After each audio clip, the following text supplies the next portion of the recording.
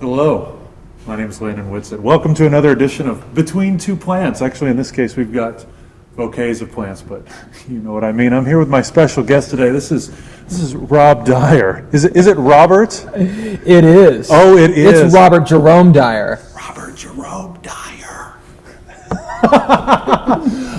Thanks for doing this. Rob is actually a friend of mine. I've known Rob for a while. We've done crazy stuff together, like dance like Presbyterians. Were you just making a face? No, not at all. Go right ahead. That's amazing.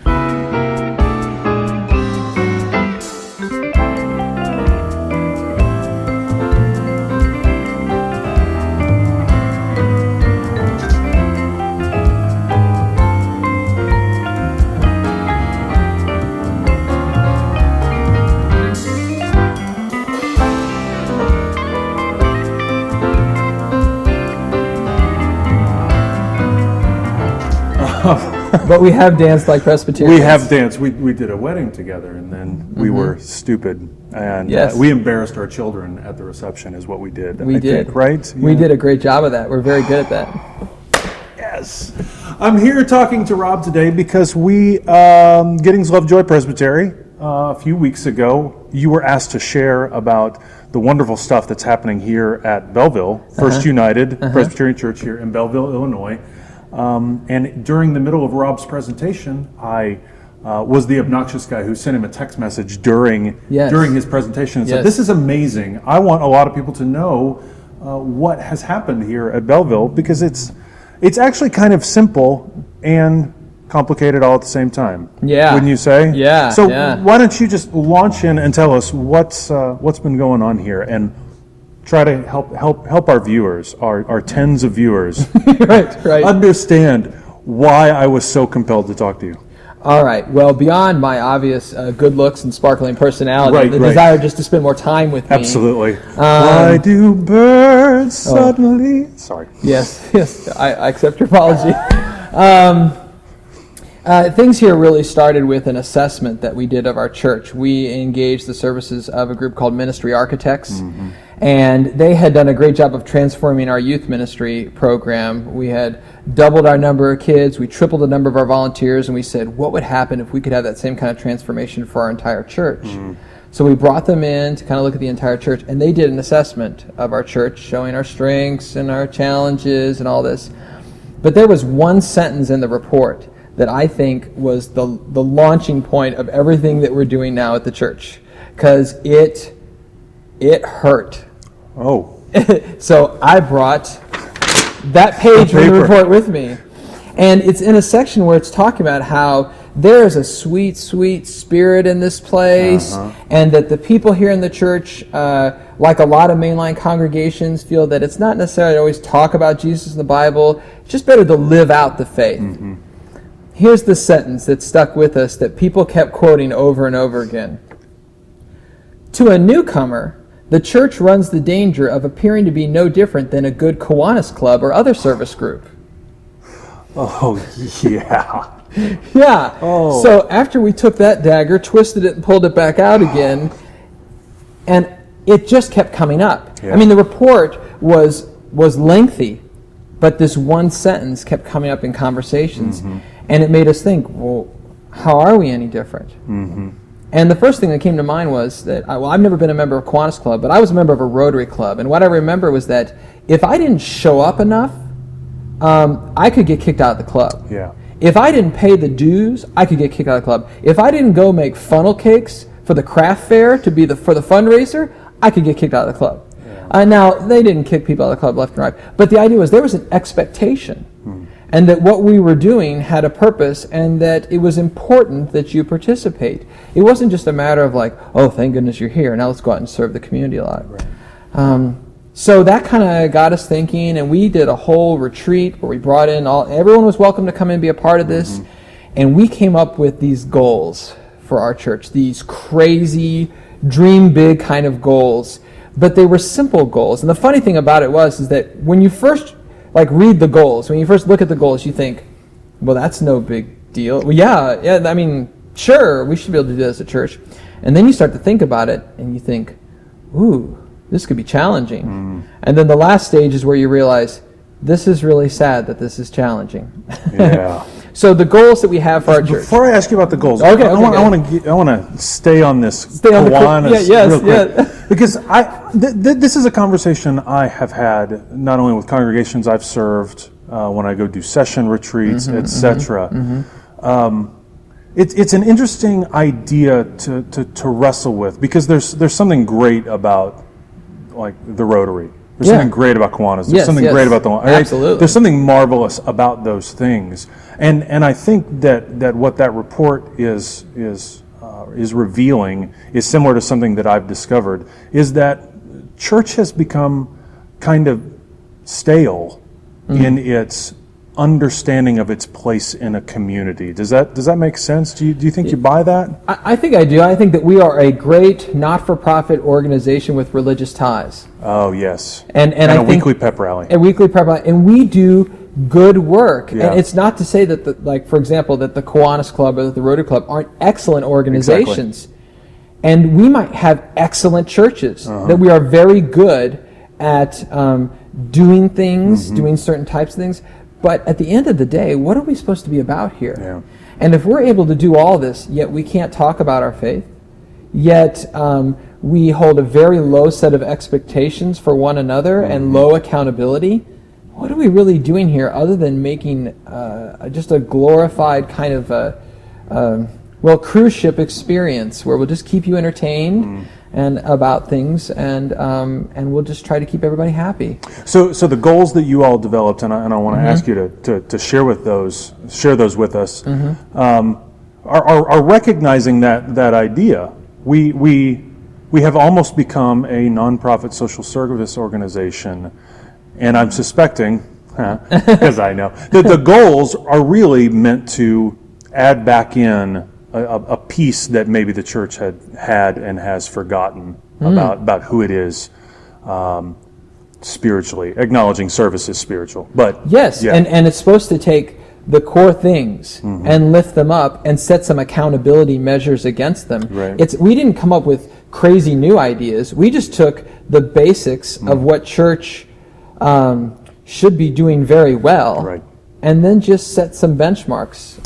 So tell us about those benchmarks. All right, well, the first one is that we want to be a church where 75% of the congregation has explored and can articulate their own personal statements of faith. It's crazy, I know. Only 75%, Rob. Oh, I know. And here's the thing, is that we all the time expect 14-year-olds in confirmation to do this. Yes. But don't you dare tell me as an adult in the church that I have to tell you what I believe. Right. What? Are you questioning my faith? Do I have to prove myself to you? Is that it? And so you get this sense that like we've just stayed off the topic. Yeah. And what happens is that we are now in a society where there are fewer and fewer people who have grown up in the church. We can't just assume everybody knows the basics of the faith, the basics of God and church, and so we have a job to do. We have to be able to represent the faith, and I don't want a single member of my congregation, at least 3/4 of my congregation, to find themselves in a situation where someone says, "What is this church thing? Yeah. Like, what do you believe?" Yeah. And then they go, "I don't know. I mean, I don't know how to say it." I don't want anyone. I want people to be confident. Yes. I want people to know what they believe and to be strengthened by the fact that they took some time to stop and think about it. Because I don't know about you, but I don't believe the same way I did when I went through confirmation. No, not at all. I mean, things have changed for me in my life. In some ways, I've gotten smarter, and in some ways, I've gotten wiser. And a lot of times, I just figured out, hey, this isn't enough. I need to add a little more meat to these bones than what I've thought before. You know, it reminds me of the religious tradition I grew up was big on memorizing large passages of Scripture, and one of the things that I had to memorize included the verse, "Always be ready to give an account for the joy that is within you." It seems like setting this benchmark of having 75% of a congregation being able to articulate the faith seems like a good step on the way towards giving an account to someone for the joy that is within them. You told me a story earlier about, was it one of your elders? Yes. Yeah. Yes. Would you mind sharing that? Sure. Because she shared it publicly, so I don't think she'd mind. No. Yeah, she encountered a situation where her daughter had was having kind of a crisis in the moment because someone close to them had died. Mm-hmm. And as they were getting her for bed, she was quite upset, and she was worried. How do we know any of it is true? How do we know? And in that moment, that mother realized that she gave her statement of faith. Wow. At the bedside of her daughter, she needed to. Yeah. And in that moment, she was able to do that. But at these gatherings, she said over and over again, I kind of wish I had gone through that process at church so that I would have been better prepared. I think I would have offered maybe a better witness, and it would have been more thoughtful and powerful. And I'm sure it was wonderful and fine just the way it was. Yeah. But how many parents out there feel equipped to handle that situation? I mean, I think there's some that would say, quick, let me get the pastor, or... How many times have we fielded those phone calls? Sure. Or parents will just skirt the issue. They'll be like, oh, it's okay, don't worry about it, just, go to sleep, tomorrow you'll feel better. In that moment, she took that honest question of faith seriously, and she witnessed her faith. Yeah. And that's what I hope I can do for my kids. Absolutely. I hope that every single one of my parents in my congregation can do that for the kids. I hope grandparents can do it. I hope we can do it for friends, for even acquaintances when that moment happens. Because if it's real, we ought to be able to talk about it. Because if I asked you right now to tell me what's so great about Kansas City barbecue, oh my gosh, I could talk for hours. You could, because you have a very definite thought about that. You have been obviously indoctrinated with a sort of belief. You're going to say brainwashed next, aren't you, Rob? I want to respect your particular understanding of barbecue. You're a barbecue pluralist, aren't you? I'm trying to make space for everyone. That's nice. I'm going to have grace in my barbecue. Oh my God. Okay, so 75% of congregation, adult active members, can articulate it. Explore and articulate it. What was the second goal? Okay. Well, really quick, the progress we were able to make this past year on that is that we said, okay, in the first year we wanted to get 75% of our elders and deacons who are serving on either the board of deacons or the session to do this. Yes. And we did it. We got 76%. Yeah. We just got it. Yeah. But I'll tell you though that the experience for these elders and deacons who did it was spiritually transforming. I learned so much about the stories of their life. They got to look back on their lives and reflect on how God has been there and how their faith has been shaped and what is it exactly that they do believe. And a couple of those statements of faith include things that say, I don't really know what I think about this. Right.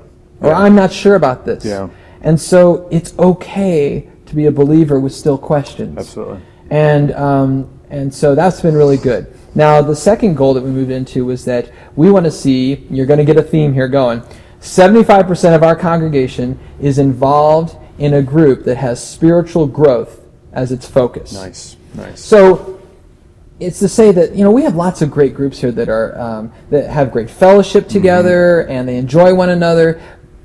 But we also want to have groups that have spiritual growth as a focus, not as a byproduct, not as a thing that happens, because of course spiritual growth can happen out of fellowship, can happen out of service, but where the main focus of the activities is growing spiritually. And so we sent out a definition of what that is. What does it mean to have spiritual growth as your focus? Good. And we sent that out to all the groups in the church, and we said that having this focus means that you have that either you're trying to grow the relationship with God or the understanding of God. And folks self-reported. That's basically simple. Right. And now we have this list of groups that claims this as their focus, and we're going to try to encourage people to be more involved in them. How many groups do you have? Oh my goodness. Dozens. That's great. Dozens of groups. I mean, we're including things like choir. Yeah. We're including things like our women's circles. We're including Sunday school. Sure. All these group activities that we have. And we found out that it was about a third of them that claimed that as the focus. And that's great. And so now we want to see what can we do to grow the number of groups, to make sure that we're providing enough for the full congregation to find a place where they can really grow spiritually. And then second of all, to encourage that.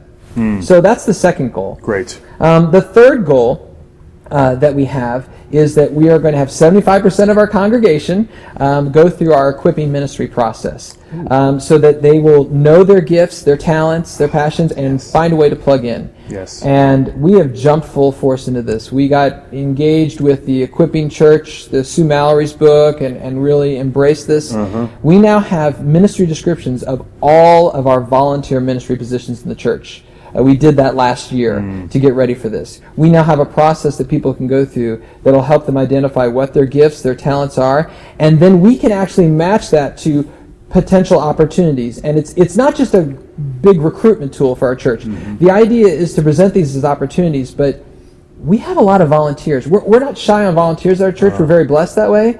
We are emphasizing this as a way for people to understand themselves as stewards, as stewardship, as understanding, okay, God's given you these things, so what are some potential ways you could use that, and how can we celebrate that within you and be the kind of church that's going to be able to help you use these things. And I think in a lot of ways that's what congregational leaders need to be about these days, is helping people to discover the gifts that God has put inside of them. Who has God called and created them to be? What are the gifts and talents that God has given them? Because we didn't get those things on accident. We got them for a reason, in order to build up the body of Christ, to serve the world, to work for the transformation of the world. So helping folks do that, I think, is really powerful. I did that at one of the congregations I served. I was able to do it one time while I was there, but out of that group, 4 deacons, 5 elders, and somebody who said, I don't see my thing yet, but I know who I am. It was really quite fantastic. Well, and focusing on this it's been a revelation. A lot of people suddenly never really thought of it that way before. Yeah. They thought these spiritual gift surveys were just an elaborate way to recruit people to different positions. Yeah. It ended up a stack of surveys on some pastor's desk somewhere and never really got used, but we intend to really use these things. And we have had such an emphasis on matching people's gifts and abilities to specific roles that just this last year, when we were, our nominating committee was looking for elders to serve in the church, they went through and looked at the specific types of elders we need. We don't just need another elder. We need an elder for missions. We need an elder for our equipping ministry. We need an elder for stewardship. And we looked at the congregation, who has faith that inspires us and who has the gifts that match up with this. And we went to that person and we said, the committee thinks of you as a spiritual leader of the church. They see that in you. And on top of that, they specifically see these gifts and abilities, which is why we're not asking you to be an elder. We're asking you to be an elder of stewardship or to be an elder of worship. And I'll tell you this, that we had 7 for 7. That the first 7 people we invited into ministry said yes. Yeah, it was pretty awesome. That's amazing. And I remember being in the nominating committee meeting, and I said to them, before they went out to do the invitation to receive this call, I said, how would you feel if every single one of these people said yes? And they said, I would feel awesome about the future of our church. Oh my gosh, yeah. So right now, we feel awesome about the future of our church. So that's great. So that's another one of our goals there. We have 2 goals which are very similar. Yeah. The first of which is that 75% of our congregation are going to be involved in a serving ministry within the community. Okay. So that could be inside the church as well, but we're talking about whether you volunteer at the hospital, you help out at the school. Yeah. There's just that we want to be the kind of church that's out there serving in the community. Well, you all just recently started getting awards for the amount of work that you're doing in the community, like community recognizing that this is the church that you are. And it's been awesome. In just the last year, we got 2 community awards. One was from the Center for Racial Harmony, and the other one was for Caritas Family Solutions, which is working with families, and we helped out a lot with their children's center. Yeah. And I'll tell you the key. I stole this idea from a guy, Brian Mavis, who's with the Externally Focused Church Network, and he had this little trick that he would do. He would walk into a situation, and in the example he gave, it was a school, and he said, what can we do as a church such that every time you see me walk through the door, it makes you smile. Or another way of saying is that, how can we be a blessing to you? We're not coming with this amazing program that we dreamed up during a committee meeting, and now we want you to accept what we've come up with. Yes. Instead, we have come to serve. Tell us what we can do to best serve the purposes that you are working here within your organization. And it has worked amazing. People cannot believe this. And so we've painted a children's center, cleared out brush behind that same children's center. We have been out leading community cleanup efforts. We've been involved in a lot of other, in supporting a camp for young girls, a self-esteem camp, opening up our facilities to the community. We want our church to be a resource to the community. How can it be a blessing to you? And I find myself on a regular basis calling up some of our community partners and saying, okay, what can we do now? Pushing them to dream. And sometimes I have to say, well, that's a crazy dream. I don't know what we'll do there, but we've got it on the table. That's great. We can keep thinking about it. That's great. The second goal that's very similar is that we want 75% of our congregation engaged in a caring ministry within the church. Yeah. We need to be caring in here too. Yeah. When people come in and become a member, they need to feel God's love here. Yes, we need to be out serving, but if we are, biting at one another and leaving one another without good care and love and within the walls of the church, then it's not authentic. Yeah. So it's got to be in both places. Absolutely. It's two sides of a coin. Yeah. And when we say 75%, we're not thinking it's always going to be the same 75% in all these categories. What we're thinking is that for some people, they're going to be more on the serving side, some more on the caring, but there ought to be enough of an overlap that we can have 3/4 of our folks involved in these kinds of things, Yeah. And when we put this together, it gives a really neat profile for the church. But I have to tell you, it's the last goal that scares us on a regular basis. And the last goal that we set up for ourselves, and by the way, these goals are all 3-year goals. So by the end of 2016, all the goals that I've mentioned to you, we hope to have accomplished. Yes. And so we're trying to work towards that. And we just finished year 1 of the 3 years. But that last goal is that by the end of 2016, we want to have 7 adult baptisms and 60 new active members. Awesome. Every year. How did the last year go? This first year, we had a goal. We said, okay, 7 adult baptisms. Like, this is crazy, but this is a big enough number that it's going to force us to do things differently. Right. So we said, when we look back over the past 10-year history of our church, we can count the number of adult baptisms on our thumbs. All right. So if we could just get 1 this year, that would be awesome. That would get us on the way. Yeah. So we had a goal of 1 adult baptism, and we had 1 adult baptism. Woo! Yay, God. Did you sprinkle or dunk? It was a pour. It was a pour. It was. I figured you'd make a big pageant out of it. We should have, probably. But we try to make a big pageant over all the baptisms. But shocking. This one was my first quadruple baptism. Oh. It was a woman with her 3 boys. Oh, rad. It was just awesome. Yeah. It was awesome. And So 1 adult baptism, what about the number of increase of active members? We had an increase. Our goal is by the end of 2016 to have 60 happening each year. And this past year we had 42. Fantastic. 42. And when you talk to people about what they love about the church, there's a lot of people who keep saying, I get the feeling that something is really happening here. See, that's the important thing. It's not just butts in pews for the sake of butts in pews. I get the feeling something is happening here. That's excitement. That is, and with all these goals, some might say the Spirit. We wouldn't be among them. Whoa, hey, but even if we don't completely fulfill these goals, moving in these directions is awesome. Yeah. I mean, how many churches out there would say, I would love to have 1 adult baptism and 42 new active members? I would love to have the vast majority of my leaders can articulate their faith. Seriously. I would love to have this movement of service in the community that it's starting to get recognized by other organizations. Yeah. So, and at the end of the day, I personally have my own selfish interest in all of these goals because you want to rule the world. Well, Jesus is king, Rob. We're on. That's not something we talk about on camera.